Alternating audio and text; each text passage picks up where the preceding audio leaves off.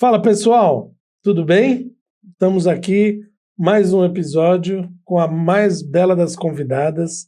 Hoje, mais uma vez, não temos a presença do ilustre Dr. Marcos Carletti, que está viajando e não quer voltar nunca mais. Quando o cara vai para o Nordeste, ele não volta nunca mais. Mas é isso aí. Estamos aqui com a Érica, vamos falar mais alguma coisinha sobre a neuropsicopedagogia, tá? Temos vídeos curtos, a gente não vai se estender muito, apenas a gente vai tirar e sanar sempre algumas dúvidas que pode ser muito importante para você que nos assiste e nos seguem aí. Diante de mais nada, curta, compartilha, manda para os amigos, para a família, para todo mundo. Beleza? Fala, dona Érica. Olá, tudo bem? Dá mais uma passadinha no seu currículo para aqueles que não viram a tua apresentaçãozinha no teu convite. Fica à vontade aí. Eu sou neuropsicopedagoga, tenho especialização em ABA, em transtorno do neurodesenvolvimento, deficiência intelectual. Atuo já há algum tempo na área e atualmente apenas em consultório, em clínica. E, enfim, é a nossa missão, né, como neuropsicopedagogo. Tá.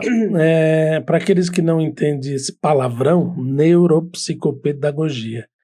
Eu fiquei estudando muito para poder falar essa palavra sem gaguejar. Ela veio da psicopedagogia ou veio da neurologia ou veio da psicologia? Da onde que veio? Não, na verdade a neuropsicopedagogia ela veio da necessidade de unir a psicologia cognitiva, a neurociência, né, os conhecimentos da neurociência e da pedagogia. Cada um atuando na tua área, né, como eu falei no outro vídeo, mas de uma forma integral. Então, quer dizer, na verdade, acaba dando um apoio ao outro. Porque nessa forma, você consegue, na verdade, unir e fazer uma avaliação e entender como funciona o processo que do indivíduo que você está avaliando, no caso. De uma forma psicológica, de uma forma fisiológica e de uma forma pedagógica. Né? Entendi. Então, praticamente, ele une a parte da pedagogia com a parte da ciência, que é a parte física. Quer dizer, então, você vai entender o porquê que existe alguma dificuldade no... Nas questões fisiológicas, a gente pode avaliar várias, né, questões ligadas à neurociência, que, na verdade, explicam como funciona o processo da aprendizagem. E dentro disso, a gente tem um marco do desenvolvimento que é seguido, né, por todo profissional da área, que é onde a gente, na verdade, é o nosso guia para entender se a criança ou indivíduo que você está avaliando está dentro do que é esperado para aquela idade ou não. E aí, estando fora, você, na verdade, faz, um rastreio através de testes para identificar quais dificuldades existem e por que elas existem, né, para tentar ajudar, né, que essa criança ou que esse indivíduo em si consiga, né, seguir, né, dentro de uma normalidade. Que não seja normalidade, porque falando-se em transtorno, você, na verdade, não sempre vai haver o transtorno, mas que exista uma neuromodulação, que ele consiga atuar dentro de um ambiente escolar, que consiga aprender de uma forma mesmo que seja adaptada. Entendi. Na realidade, então, quando chega para você, é porque já existe um apontamento ou é algo do tipo... conseguimos identificar alguma diferença nessa criança e vamos mandar para uma neuropsicopedagoga avaliar. Nem sempre. Nem sempre vem para mim já com um laudo ou com um levantamento de hipótese. Muita criança vem para mim, né, porque a escola indicou... Porque não está tendo um bom rendimento. Naturalmente, normalmente, eu posso dizer, 80% dos casos é isso. Crianças que vêm menorzinha, na verdade, vem por talvez levantamento de hipótese e aí estimulação, né, precoce, mas naturalmente é sempre no início dos anos escolares, que é onde você consegue identificar que aquela criança ela está manifestando algumas dificuldades. Às vezes com o convívio da família, às vezes só não é o suficiente, dependendo da dificuldade do transtorno que existe. Às vezes a família não consegue identificar e levar para que tenha uma estimulação precoce. São poucos os casos. Quer dizer, então assim, atuando tanto nos casos de um retardo no desenvolvimento, quanto num adianto do desenvolvimento. No déficit intelectual, né? Sim. Falando-se no déficit intelectual, isso quando a criança inicia os anos escolares, você observa, a menos que seja algo que seja associado a algum diagnóstico de deficiência intelectual, também ligado como comorbidade de alguns outros casos, de um transtorno maior. Ou ao contrário também, né? Que tenha, na verdade, um outro diagnóstico além desse. Aí a criança já tem aquela dificuldade desde pequena. Ou não, caso né? não, ou ao inverso também, quando a pessoa é o caso do superdotado, né? Sim, no quando caso, ele apresenta falando-se do déficit intelectual, quando inicia os anos escolares, você observa que a criança não está acompanhando. Aí ele é encaminhado para uma avaliação, no caso neuropsicológica, para ser feito um teste de coeficiente intelectual e entender o que existe. No caso de altas habilidades, é um pouco difícil de você identificar, porque existem várias questões que estão ligadas, né? Na verdade, as altas habilidades, ela segue, na verdade, ali, para você fazer uma avaliação, você tem que seguir um rastreio ali. Porque o pessoal não imagina, mas ele sofre também. Claro, né? existe um prejuízo. Ser de altas habilidades, ele é bom, tem que ser bom, né, em algumas áreas, né, normalmente segue-se são 3 áreas em que aquele indivíduo se destaca, mas tem várias, atrás disso existem inúmeros prejuízos. Sim. Que ele também carrega junto com essas habilidades que ele tem acima da média. Inclusive, eu ia pedir um parênteses aqui. Recentemente, né, nós temos um amigo do nosso convívio que ele foi a diagnóstico com altas habilidades. E vou até fazer publicamente aí, vou fazer um convite para o Leandro vir aqui bater um papo conosco, bater um papo com a Érica também, e para a gente demonstrar para vocês o que é sentir na pele, você ter esse diagnóstico, você ter convivido com isso a tua vida inteira e saber, poxa, porque nós conversamos, né, e ele falou assim, não é fácil. Então é um campo que às vezes a pessoa não é um mar de rosas, você ser uma pessoa com altas habilidades. Tudo que foge do padrão, ele na verdade gera um prejuízo. Então, dentro dessas questões não é diferente. A criança, ou o indivíduo que tem uma habilidade acima da média também carrega os prejuízos sobre isso também. Mas isso aí é um outro ponto, Sim.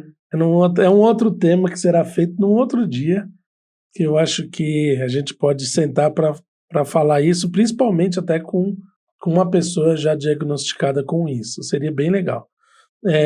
O foco hoje, na realidade, era uma única simples perguntinha que eu quero engajar esse tema no mundo jurídico, que é uma dúvida do seguinte. Nós temos um profissional com baixo rendimento e ele está sofrendo uma sanção por ter esse baixo rendimento. Aí ele fala assim, cara, mas eu tenho algum problema, eu penso que eu tenho algum problema.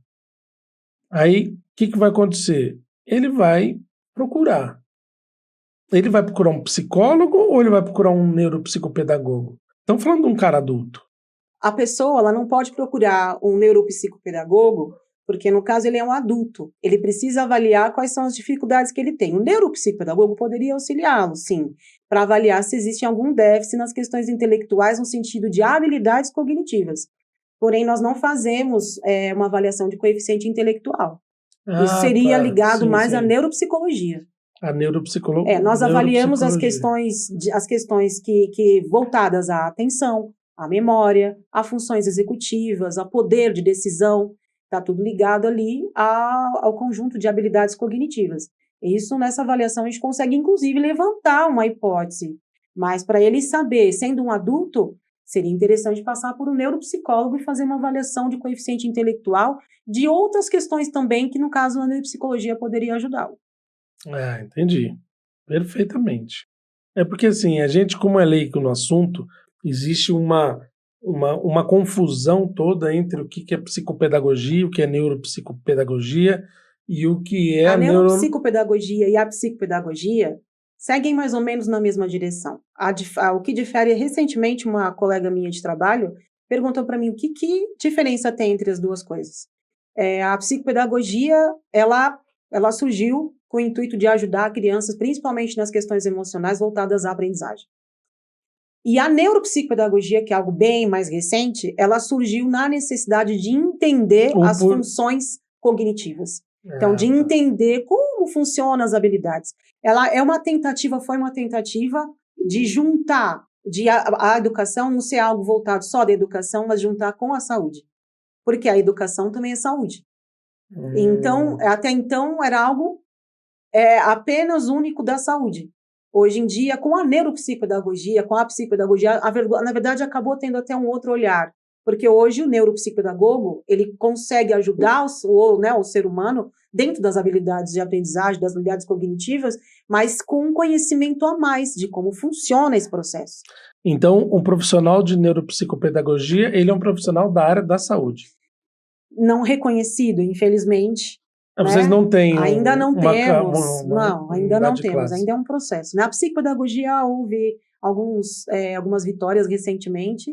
Está tendo, aconteceu aí recentemente, mas a neuropsicopedagogia ainda não atingiu isso. A grande verdade é que há algo da saúde indicado e receitado, indicado pelos médicos, porém ainda não reconhecido. Então, por isso que tem essa briga imensa da questão dos planos de saúde, do atendimento ou não o atendimento. A psicopedagogia, por essa vitória que houve recentemente em questões de leis, que teve, esse projeto de lei que foi aprovado, ela está inclusive no meu convênio, já tem a psicopedagogia ali. Então, assim, houveram alguns ganhos, graças a Deus. São coisas assim que são anos de luta, dentro da classe. Isso é muito, isso é muito, agora está muito em alta, graças a Deus o mundo está enxergando essas deficiências e está tentando fazer esse acompanhamento. Recentemente eu fiz aí um curso até, sobre os direitos do autista, os direitos sobre isso daí. Então, assim, a partir da pessoa tem uma hipótese diagnóstica, que eu creio que isso antecede ao laudo, até porque por questões financeiras também, né? Não, na verdade, antecede o laudo porque é necessário testes, É porque um neuropsicólogo, ele de cara já não fala, ele precisa do hipótese diagnóstica. Na verdade, quem pode laudar é só médico. O médico, ok, Sim, mas para antecipar, o médico, na verdade, o neuro, quando você vai com uma criança, em alguns casos o médico já é tão gritante, o diagnóstico, que o médico já, de cara, diz, algumas vezes, esse o médico... é autista, ponto. Na verdade, ele diz, já encaminha, inclusive, algumas crianças, bebês que eu atendi, por exemplo, já vieram, mas ainda não com laudo, mas com a indicação do médico para uma estimulação precoce. Porque como é muito bebê, às vezes você não tem como afirmar certos diagnósticos. Então, ele pediu para que eles pedem, para que haja a estimulação precoce e a criança já esteja sendo sob a influência de intervenções. Se de fato for ou não, ela já está dentro do período dela que é crucial ali dentro do cérebro. Até 7 anos de idade, que a gente tem uma janela de oportunidade no nosso cérebro, que é onde as redes, as conexões neurais estão se fazendo com maior quantidade. Uma curiosidade, você estava falando aqui, eu estava pensando, qual um período mais ou menos que demora um tratamento, não sei se chama esse tratamento, mas qual que é um período que inicia um atendimento com o neuropsicopedagogo e ele vai terminar quando? Quando ele fala assim, olha, você tem que procurar o médico para saber o que você tem. E aí prossegue o atendimento? Na verdade, o processo de atendimento na neuropsicopedagogia inicia sempre pelo processo de avaliação. Mesmo que a pessoa venha com o laudo. A gente sempre vai iniciar por avaliação, para saber onde você tem e para você traçar o seu plano individualizado daquela pessoa que você está atendendo. Então, você vai primeiro ter o pontapé inicial da avaliação, que no mínimo, às vezes, são 10 sessões, dependendo do caso, às vezes até menos, e dependendo do caso é mais. Às vezes tem criança que, às vezes, se desorganiza, dificuldade para formar vínculo, acaba se estendendo esse tempo. Tendo essa avaliação em mãos, você já tem um plano de intervenção. Esse plano de intervenção, ele pode seguir até 6 meses, porque é terapêutico. Então, não é algo que você vai ter, em curto tempo você vai ter um resultado rápido. Então, assim, a gente traça um plano, mas é um plano que vai sendo pontuado por avanços e devolutivas. A gente vai pontuando para os pais, avaliando. Esse plano segue com a junção da escola, da família. Então, é algo que a gente tenta, na verdade, o máximo possível, reduzir o tempo de processo. Sim. Mas ele é no mínimo 6 meses. Tá, mas existem casos que pelo laudo feito, ou pelo estudo feito, fala assim, esse paciente vai ter que passar por esse processo pro resto da vida. Como se fosse um remédio de pressão. Existem casos. Existem casos de adolescentes que eu atendo que têm um prejuízo e uma rigidez cognitiva muito elevada e que... Muito provavelmente ele vai ser pro resto da vida. Sim, os pais vêm perguntar quando ele vai ter alta.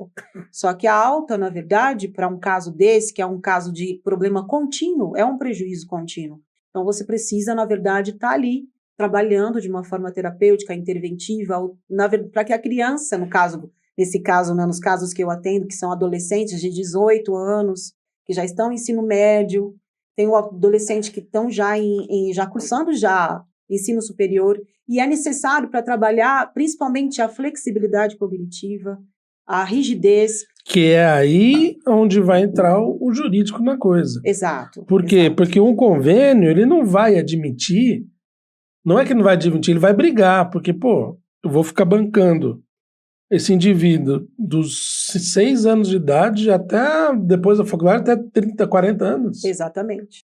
Exatamente. E é algo que não tem como você fugir. E periodicamente eles pedem o que? Qual que é um relatório. Eles pedem um relatório. Um relatório de saber de andamento mesmo, um relatório de desenvolvimento terapêutico. Então, ali é pontuado tudo como está a criança, ou no caso desses adolescentes que eu atendo, você faz um relatório para que o convênio tome conhecimento de que ele está sendo feito o processo interventivo, em que situação aquele indivíduo se encontra. Muito provavelmente o convênio tem um outro profissional lá dentro que vai avaliar esses relatórios. Normalmente. Que vai avaliar esses testes para ver se não estão querendo postergar isso daí por conta financeira. Porque em todos os aspectos, né, da saúde não seria diferente, e principalmente da saúde, se falamos da saúde, existem pessoas que, na verdade, querem burlar, né, o esquema, né? Então, nesse caso, é necessário... São 2 lados, né? São 2 lados. Um que não quer pagar e, às vezes, o outro que quer receber demais. Exatamente. Então, é tudo feito com muita transparência, né? Quem trabalha direitinho precisa trabalhar com muita transparência para que a pessoa a família consiga entender que tem do lado de cá pessoas que querem, de fato, ajudar, né? E o convênio do outro lado, que cada um está fazendo o seu trabalho, né? A gente não pode generalizar que o convênio não quer fazer. Não, que infelizmente os bons pagam pelos maus, né? Existem alguns casos que você precisa estar frequentemente ali notificando e pontuando a dificuldade. Em alguns casos, na verdade, a dificuldade ela sempre vai existir, até por conta de deficiência intelectual. Quer dizer, isso já pode interferir no mundo jurídico.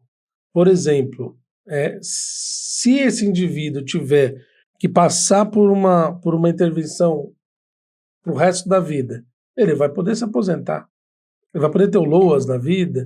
Logicamente que dentro dos critérios que eles vão aplicar para você conseguir... Dentro da lei existem, sim, fatores que na verdade, favorecem, né? Esse indivíduo que não tem condições, as habilidades dele não chegam ao São ponto reduzidas. São reduzidas e tem as questões de decisão, o funcionamento dele não é adequado. Tem alguns casos que a pessoa é até, na verdade, inserida no mercado de trabalho, mas ela ainda tem as dificuldades dela, não é porque ela está ali executando alguma função que ela deixou de ter. Então, ele precisa continuar com as terapias e também com essa inserção na sociedade, dentro do mercado de trabalho também. Então, são coisas que têm que acontecer simultâneos para haver uma evolução, mas que a gente sabe que não vai chegar a uma evolução completa, né? Tem que ser algo contínuo, é um trabalho contínuo. Isso que nós vamos entrar no episódio que nós vamos falar sobre a nova lei, né?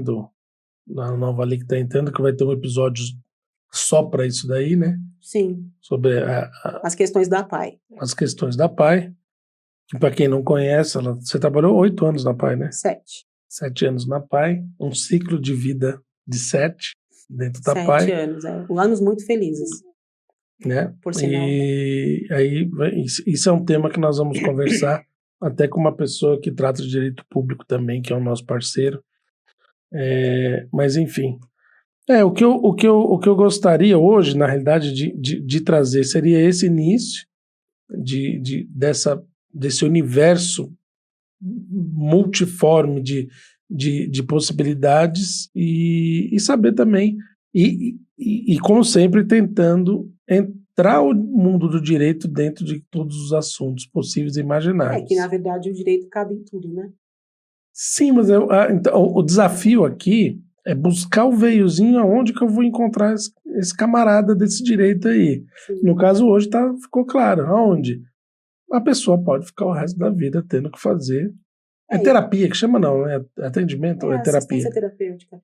Eu acho que, na verdade, se falando de mente, porque quando você fala de terapia, você está falando de funções, né?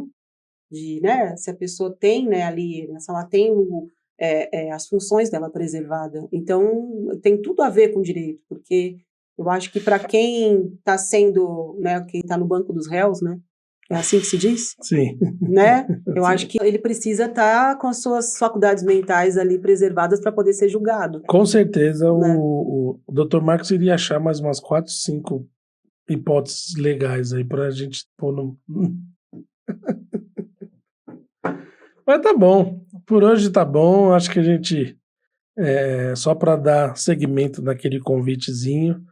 E para quem não sabe, a Erika atende também. E entre um atendimento e outro, a gente pega ela aqui para falar um pouquinho sobre esse tema aí. Tá bom? Obrigado por ter me dado mais esses 10 minutinhos de atenção. E é isso aí. Muito obrigado. Fiquem com Deus. E semana que vem tem mais.